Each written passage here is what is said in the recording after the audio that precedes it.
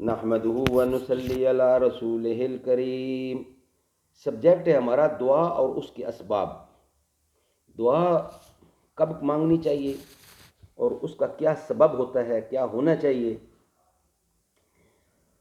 اللہ تعالیٰ قرآن کریم میں فرماتے ہیں اجیب دعوت الداعی اذا دعانی، مجھے پکار کے تو دیکھ، تو ایک بار پکار اور پھر مجھے دیکھ، میں تیری پکار سنتا ہوں، میں تیرے اتنا قریب ہوں جتنا تو اپنے خود قریب نہیں۔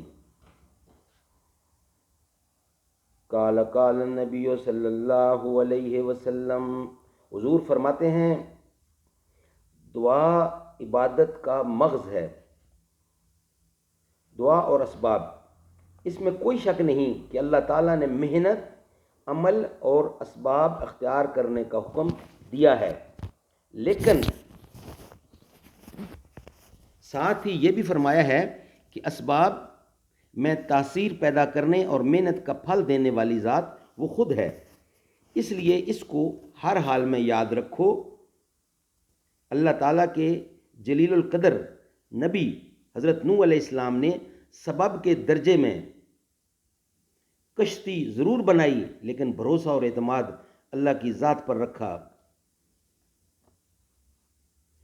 یوں تو تم سید بھی ہو، مرزا بھی ہو، افغاں بھی ہو، تم سبھی کچھ ہو، بتاؤ تو مسلمان بھی ہو۔